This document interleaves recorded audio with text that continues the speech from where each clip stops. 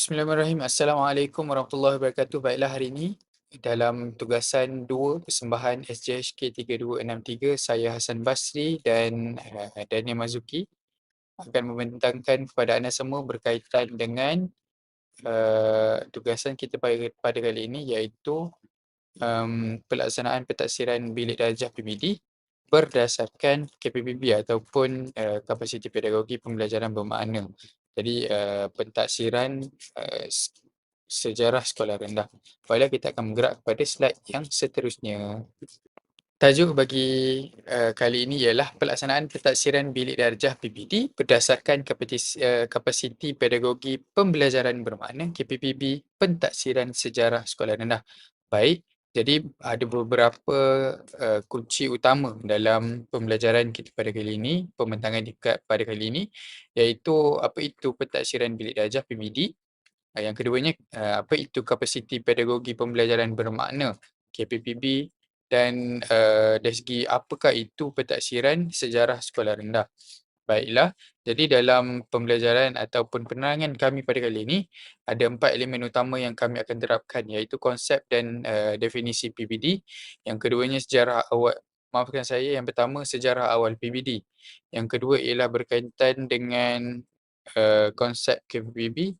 Yang ketiga pula ialah berkaitan dengan maklumat asas KPPB.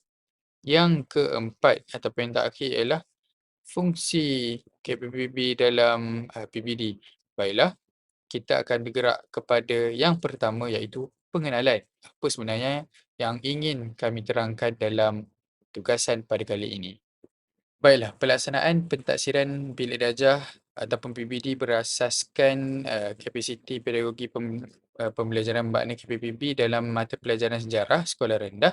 Ini menekankan pembelajaran aktif dan berpusatkan murid. Jadi kita ingin libatkan murid dan juga kita memastikan adanya hubungan dua hala antara murid dan juga guru dalam suatu pembelajaran.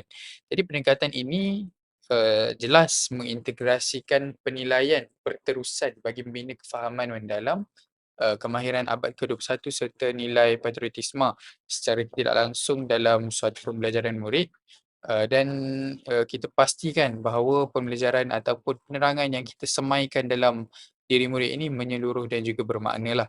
Jadi itulah antara perkara secara ringkas pada awalnya berkaitan dengan tajuk kita pada kali ini, yang berteraskan pada apa itu PPD dan juga KPPB. Baiklah, yang pertama konsep dan juga definisi PPD.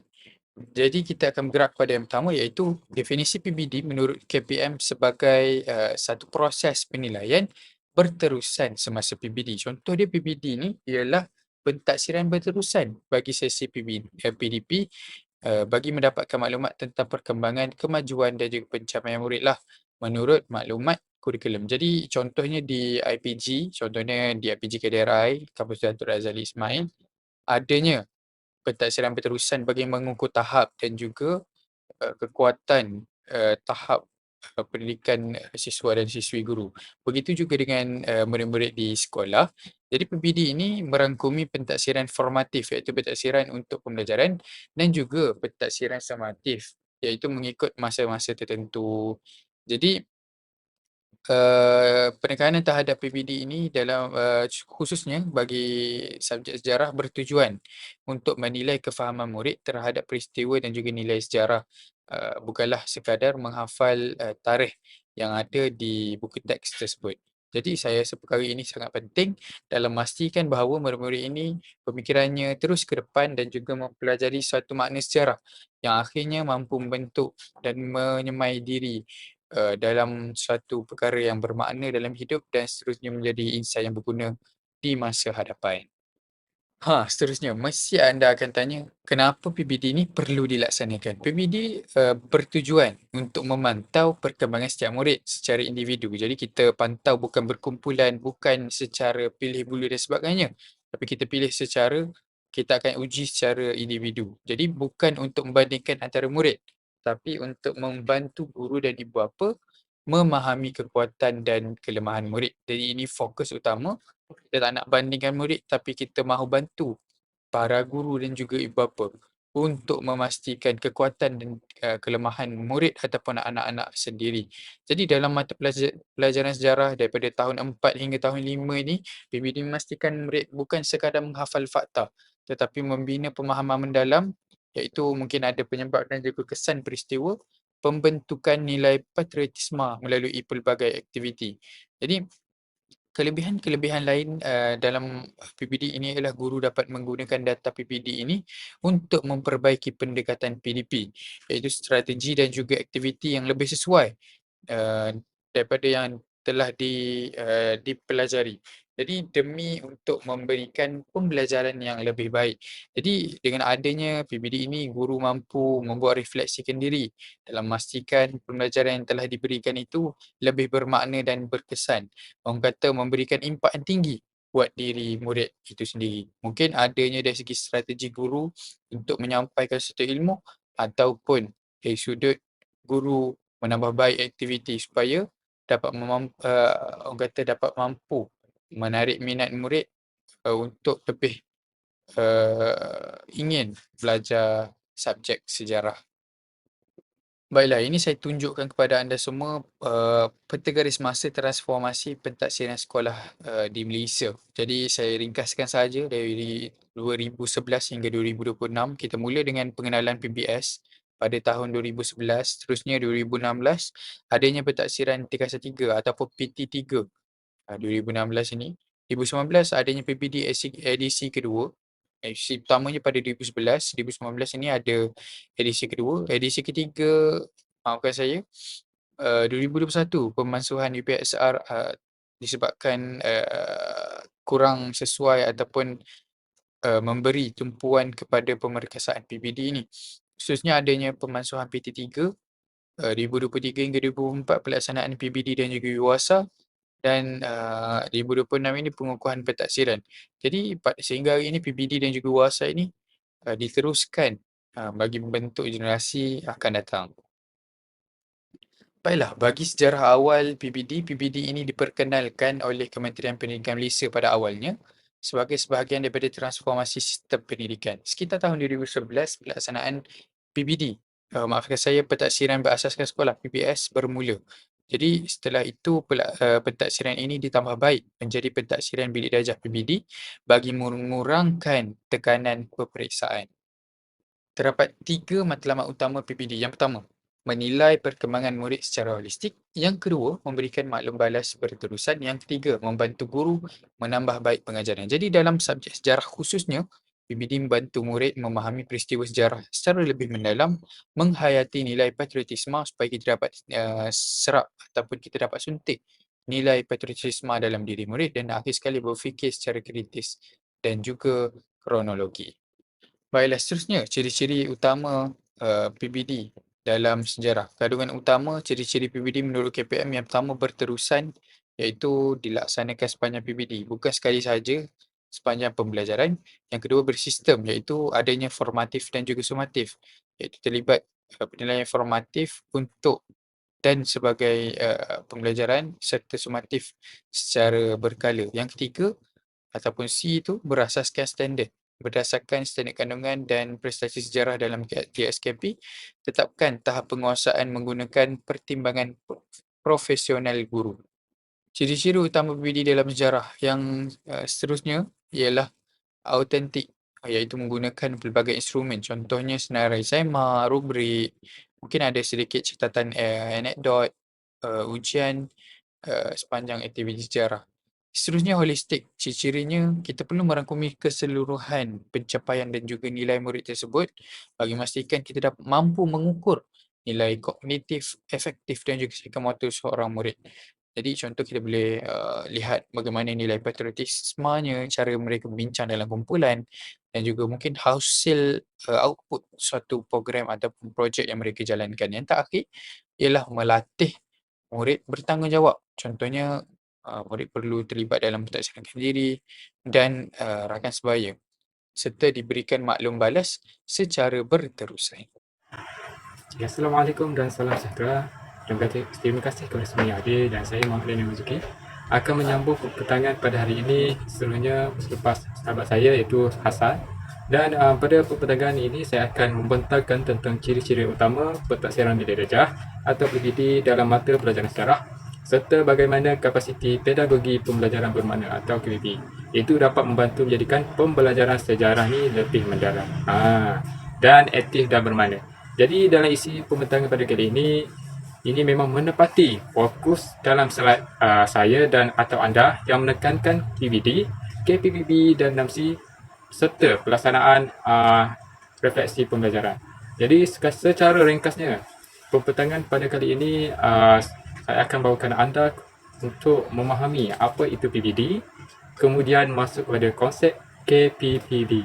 Seterusnya melihat bagaimana ia dilaksanakan dalam bilik darjah dan akhirnya bagaimana ia memberi manfaat kepada murid serta guru. Jadi jom kita mula dengan asas yang paling penting terlebih dahulu. Okey, baiklah. Jom kita melihat sedikit slide isi kandungan pada yang dipaparkan iaitu konsep PBD dan KPPB. Tapi kita fokuskan konsep asas KPPB dulu. Okey. Sebelum itu anda dah faham itu KPPB ni kapasiti pedagogi pembelajaran bermakna. Jadi sebelum kita pergi lebih jauh, kita perlu faham dulu konsep asalnya. Jadi dalam dokumen ini, KPPB ini dihuraikan sebagai model pedagogi pembelajaran bermakna serta mendalam yang menumpukan pelibatan murid-murid kita ni yang aktif dalam penerokaan pengetahuan yang baharu. Jadi KPPB ini juga menekankan pembelajaran yang berpusatkan murid dan ia juga melibatkan pelibatan aktif murid dan serta pembinaan pengetahuan secara bermakna lah dalam kalangan murid. Jadi maksudnya murid ni bukan sekadar dengar guru bercakap semata-mata atau guru ni suruh mereka ni hafal fakta sejarah semata-mata. Bukan begitu, sebaliknya menerusi konsep asas KPPB ini, murid dibawa untuk berfikir menggunakan otak mereka secara kritis, berbincang, menilai dan mengaitkan ilmu pengetahuan mereka dan mengaitkan dengan kehidupan sebenar mereka, iaitu mereka boleh kaitkan dengan pengetahuan sedia ada murid. Ini terkandung dengan elemen yang kita pelajari lah. Dan inilah yang menjadikan mereka sebuah pembelajaran yang lebih hidup dan orang kata menyeronokkan dan bukan sekadar membaca buku saja. Jadi dalam konteks sejarah, pendekatan ini sangat penting kerana murid ni bukan saja perlu tahu apa yang berlaku tetapi juga memahami mengapa ia berlaku dan apa pengajarannya kepada kita hari ini. Dan jadi kita tahu menghafal sejarah ni tidaklah orang kata perlu sangat, tapi kita nak ambil pengajaran dia yang perlu kepada murid tu untuk membina jati murid di masa hadapan. Okey, seterusnya kita masuk pada slide maklumat asas KPPB. Jadi untuk memahami KPPB ini dengan lebih mudah, kita perlu melihat pada 3 poin atau pilar utamanya. Itu pertamanya kita perlu pembelajaran yang berpusatkan murid, iaitu kita memberi ruang kepada murid untuk bersuara. Kedua, pelibatan aktif, iaitu sejarah harus dihidupkan di dalam kelas, bukan sekadar dibaca dalam buku teks semata-mata. Yang ketiga, pembinaan pengetahuan secara bermakna, iaitu murid ni membina kefahaman mereka sendiri melalui inquiry dan inilah sebenarnya asas yang akan memastikan murid itu tidak lagi rasa terasing daripada subjek sejarah, iaitu membaca semata. Baiklah, kita masuk pada slide tajuk yang sama lagi, iaitu maklumat asas KPPB. Jadi seterusnya kita lihat kenaan elemen utama dalam KPPB dulu.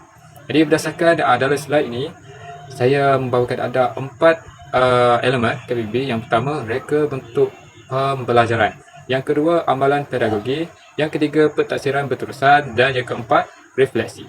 Jadi keempat-empat elemen ini saling melengkapi antara satu sama yang lain untuk memastikan pembelajaran benar-benar memberi makna kepada murid. Jadi apabila guru berancang dengan baik, iaitu memilih strategi pengajaran yang sesuai, menilai murid secara berterusan, formatif dan buat refleksi selepas aktiviti, pembelajaran akan jadi lebih tersusun. Jadi, dalam sejarah ini sangat berguna kerana murid boleh mainkan fakta sejarah dengan pengalaman seharian, nilai masyarakat dan identiti negara. Jadi contohlah guru boleh guna topik zaman prasejarah. Guru boleh mengaitkan dengan pengalaman seharian mereka, iaitu guru boleh minta murid membandingkan alatan dapur moden, pengisah elektrik dengan alatan batu zaman dulu. Mesti murid akan rasa lebih seronok untuk belajar sejarah yang bukan sekadar menghafal fakta. Jadi KPPB ini bukan sekadar satu istilah tetapi satu cara untuk kita berfikir sejenak dalam merancang pembelajaran yang lebih berkualiti. Baiklah, kita masuk pada slide yang seterusnya, berkenaan pelaksanaan KPBB dalam PBD. Okey, sekarang kita masuk pada bahagian yang sangat penting, iaitu pelaksanaan KPBB dalam PBD itu sendiri. Jadi dalam bahagian slide sini dinyatakan bahawa guru perlu merancang aktiviti PDP yang bermakna dan selaras dengan KPBB. Kemudian menjalankan penilaian formatif secara berterusan melalui PBD. Contoh yang disebut ialah antara contoh aktiviti yang kita boleh gunakan, iaitu projek kumpulan, projek mini, debat sejarah, kerja lapangan, lakukan peristiwa sejarah, perbezaan peta masa depan dan perbincangan kumpulan. Jadi kalau kita lihat pelaksanaan KPBB dalam PBD ni, semua aktiviti ni sangat sesuai kerana ia menggalakkan murid itu belajar secara aktif, bukan secara pasif. Itu bukan sekadar mendengar talk daripada guru semata. Jadi murid ni bukan hanya duduk diam, tetapi mereka mencipta, berbincang, membentang dan menilai sendiri hasil kerja subjek sejarah mereka lah. Jadi dalam masa yang sama, guru boleh menilai menggunakan pemerhatian, soal jawab, lembaran kerja dan projek mini. Jadi PBD ni bukanlah penilaian sekali saja, tetapi berlaku sepanjang proses pembelajaran. Jadi saya ambil contohlah untuk pelaksanaan KPBB subjek sejarah tahun 5 6. Jadi dalam idea dia, itu idea utama, kita boleh contohlah tahun 5 dan 6, kedaulatan negara bertanggungjawab bersama. Jadi guru boleh cipta satu tema atau matlamat sebelum merancang satu aktiviti itu. Dan yang kedua, kita guna backward design, iaitu perancangan yang terbalik. Iaitu soalan penting kita tanya dulu dalam soalan tugasan untuk murid ni, mengapa kita perlu menghargai jasa pejuang terdahulu. Jadi bagaimana kedaulatan negara ni kita kaitkan pula dengan kedaulatan negara yang dapat dikekalkan dalam era digital. Okay, baiklah. Bahagian seterusnya kita akan melihat slide berkenaan paparan pelibatan murid dan penggunaan evidence lah, dan pelaksanaan KPBB dalam PBD. Dan saya memaparkan anda 4 contoh aktiviti yang boleh digunakan dalam pelaksanaan KPBB dalam PBD ini sendiri. Jadi yang pertama, aktiviti pembelajaran bermakna, iaitu guru ni tidak hanya lagi berceramah di depan kelas. Jadi aktiviti ini direka supaya murid mengalami sejarah itu sendiri yang membantu ingatan jangka panjang. Dan pemahaman mendalam, iaitu deep learning lah. Kita tahu konsep asas KPBB, deep learning. Dan contoh saya paparkan kepada anda ada 3, iaitu lakonan peristiwa sejarah. Dan dalam lakonkan peristiwa sejarah ni, murid boleh melakonkan detik pengisytiharan kemerdekaan. Ini contohlah. Ini membina empati dan jati diri patriotism kepada murid tu dalam perasaan pejuang tokoh-tokoh terdahulu. Dan yang kedua, pembinaan peta masa, iaitu timeline. Jadi murid ini boleh membina garis masa kreatif menggunakan bahasa kita semula atau aplikasi digital untuk melihat perkembangan atau LOC negara dari setiap tahun atau setiap masa lah. Dan murid juga boleh menggunakan vitamin darah untuk di papan putih jika tiada bahan atau kitab semula tu. Dan yang ketiga, perbincangan kumpulan. Jadi di sini murid boleh membincangkan sebab dan akibat. Dan contohnya, guru boleh bagi suatu topik. Contohnya, kesan penjajahan Jepun terhadap sosial masyarakat. Jadi murid ni boleh berbincang dan merasai sendiri sejarah itu. Yang kedua, pentafsiran formatif. Jadi pentafsiran formatif kita tahu berlaku semasa proses PDP, bukan di akhir penggal saja. Tujuannya untuk melihat sejauh mana murid faham dan memperbaiki pembelajaran mereka secara serta-merta. Dan yang pertama, guru boleh menilai melalui pemerhatian, iaitu guru boleh menilai lah dan memerhati cara murid bekerjasama dalam kumpulan. Contohnya guru boleh menilai respect, nilai bumi, kerjasama, komunikasi mereka dan sebagainya. Dan soal jawab. Jadi di sini guru boleh memerhati cara murid menjawab teknik soalan aras tinggi, kebat lah khususnya. Contoh, guru boleh contoh soal jawab kebat yang guru boleh dalam subjek sejarah ni kepada murid, apa yang akan terjadi jika Jepun tidak menjajah dan sebagainya lah. Dan yang ketiga, lembaran kerja dan projek mini dan latihan ringkas di dalam kelas. Contohnya, latihan ringkas di dalam kelas atau pasaran buku scrap yang digital menunjukkan pasaran fakta. Itu salah satu contoh lembaran kerja atau projek mini yang guru boleh gunakan. Dan yang ketiga, contohnya pendapatan murid itu memberi pendapat. Jadi murid ini bebas memberi pandangan tentang bagaimana mereka boleh menunjukkan rasa sayang kepada negara pada hari ini. Jadi guru ni boleh bagi mereka ruang lah untuk bercakap. Contohnya datang ke depan untuk membina keyakinan mereka untuk berkomunikasi. Dan yang kedua, membuat refleksi. Di akhir kelas, murid boleh menulis dalam, contohnya dalam RPH Cikgu tu ada strategi menggunakan exit ticket, iaitu murid ni boleh menulis rumusan pembelajaran mereka pada kertas saja. Satu perkara baharu yang saya belajar hari ini, sekian, murid boleh tulis. Dan yang ketiga, menilai rakan sebaya mereka. Jadi murid boleh memberikan maklum balas kepada pembentang kumpulan lain berdasarkan kriteria yang telah ditetapkan oleh guru. Di sini murid boleh membina keyakinan serta menilai rakan sebaya mereka sendiri. Dan yang terakhir, penggunaan eviden, iaitu bukti. Jadi guru ni boleh mengumpul bukti fizikal atau digital untuk membuktikan tahap penguasaan TP murid dalam PBD. Jadi bukti eviden ni mestilah autentik dan pelbagai lah. Jadi yang pertama, yang pelbagai tu kita boleh lihat dari aspek hasil kerja murid, iaitu koleksi esei, peta writing atau model monumen sejarah yang dibina. Yang kedua, pembentangan. Guru boleh meminta murid untuk membuat satu rakaman video pembentangan atau slide cover yang dihasilkan oleh murid berkenaan topik-topik sejarah tertentu. Dan yang terakhir, portfolio, iaitu fail fizikal atau digital, tidak kira lah. Dan yang menghimpunkan semua aktiviti murid dari awal hingga akhir projek KPBB sebagai bukti penguasaan standard kurikulum. Okay. Ini pentinglah kerana dalam PBD kita tidak menilai murid berdasarkan suatu kertas ujian mereka saja. Kita lihat keseluruhan perkembangan mereka. Jadi dengan cara ini penilaian jadi lebih adil dan lebih menyeluruh dan lebih autentik. Sekarang kita lihat pula kepada fungsi KPB dalam PBD. Jadi dalam bahan slide ini dinyatakan bahawa KPB ini membantu meningkatkan fahaman murid, membantu guru menilai secara holistik, menyokong pentaksiran berterusan, menggalakkan pelajaran aktif dan membentuk kemahiran abad ke-21. Jadi maksudnya KPB ini bukan sekadar menjadikan kelas lebih menarik, tetapi ia membantu murid memahami isi pembelajaran dengan lebih mendalam. Jadi murid ini akan lebih terlibat dengan PDP, bukan sekadar pendengar tetapi sebagai peserta aktif. Jadi mereka belajar melalui aktiviti, perbincangan dan refleksi. Kesannya pembelajaran menjadi lebih bermakna dan tidak mudah dilupakan. Okay, mari kita lihat isi kandung dari dalam slide ini. Meningkatkan kefahaman murid. Jadi murid tidak lagi menghafaz fakta secara kaku tetapi memahami konsep besar di sebalik peristiwa tersebut.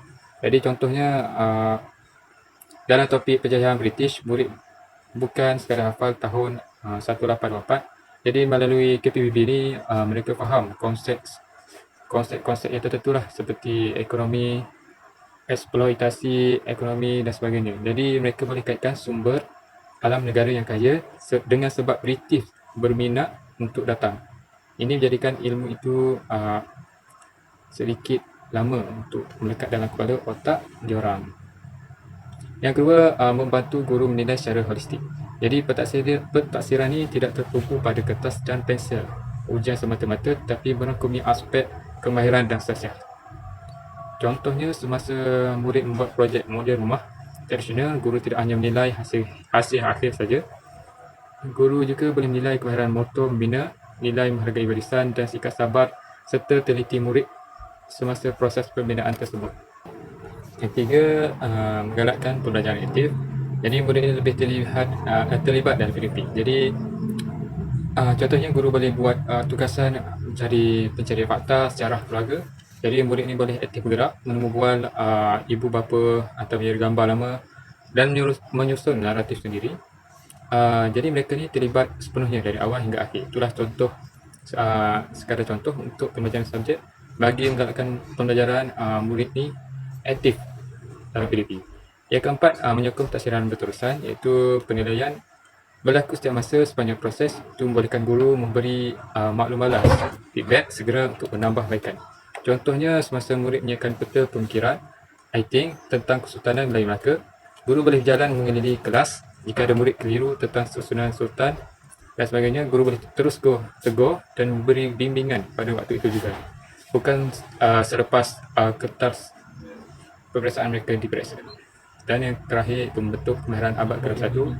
PK21 iaitu guru ni murid boleh dilatih untuk kemahiran insaniah yang kritikal untuk masa depan mereka. Contohnya aplikasi 3K, pemikiran kritis. Murid ni boleh menganalisis mengapa gerakan Melaka ni strategik secara geografi. Yang seterusnya, komunikasi. Murid membentangkan hasil dapatan mereka dengan yakin menggunakan alat bantuan mengajar digital. Yang ketiga, kerjasama. Iaitu murid boleh bersama dalam kumpulan round table untuk menyelesaikan masalah dalam tugasan semasa sejarah. Jadi kesimpulannya KPPB menjadikan PBD ini lebih hidup. Apa KPBB ini? PBD mungkin sekadar pengisian borang tahap penguasaan TP. Dengan KPBB, TP yang diberikan oleh guru adalah berdasarkan bukti yang kokoh dan bermakna. Okey, seterusnya slide yang saya paparkan iaitu 6C dalam PBD sejarah. Jadi yang elemen 6C ini adalah merupakan satu fokus penting juga dalam KPBB. Jadi dalam slide ini 6C ini ialah ada 6C, iaitu yang pertama pemikiran kritis, kreativiti, komunikasi, kolaborasi, kewarganegaraan dan karakter yang mencakupi 6C. Dan setiap satu mempunyai peranan tersendiri dalam pembelajaran sejarah. Contohnya kita ambil pemikiran kritis digunakan apabila murid menganalisis sumber sejarah atau menilai sebab dan akibat sesuatu peristiwa. Yang kedua, kreativiti. Kita boleh lihat apabila murid ni boleh mereka bentuk peta minda atau poster. Itu menunjukkan kreativiti murid dari aspek minda lah, kognitif. Dan seterusnya komunikasi itu berlaku semasa pembentangan dan pembincangan kumpulan. Contohnya kolaborasi jelas dalam tugasan perkumpulan. Dan yang seterusnya kewarganegaraan pula membina nilai patriotisme dan tanggungjawab sebenar warga negara. Manakala karakter atau sasiah pula terbina melalui nilai kejujuran, hormat dan kefahaman terhadap masyarakat harimau. Jadi kalau kita gabungkan semua elemen 6C ini, pembelajaran sejarah bukan sekadar membina ilmu tetapi juga membentuk peribadi murid secara menyeluruh. Okey, baiklah kita melihat pada slide rangkuman berkenaan impak akhir apabila PBD dilaksana berasaskan KPBB dalam subjek sejarah. Jadi yang pertama, dia dapat meningkatkan keberkesanan pelajaran, iaitu guru ini bukan lagi sekadar menghabiskan silibus tetapi memastikan objektif pembelajaran dicapai melalui strategi yang tepat. Jadi keberkesanan diukur melalui pelibatan aktif murid. Contohnya guru boleh menggunakan teknik flipper classroom di mana murid ini menonton video pendek tentang tokoh tempatan di rumah.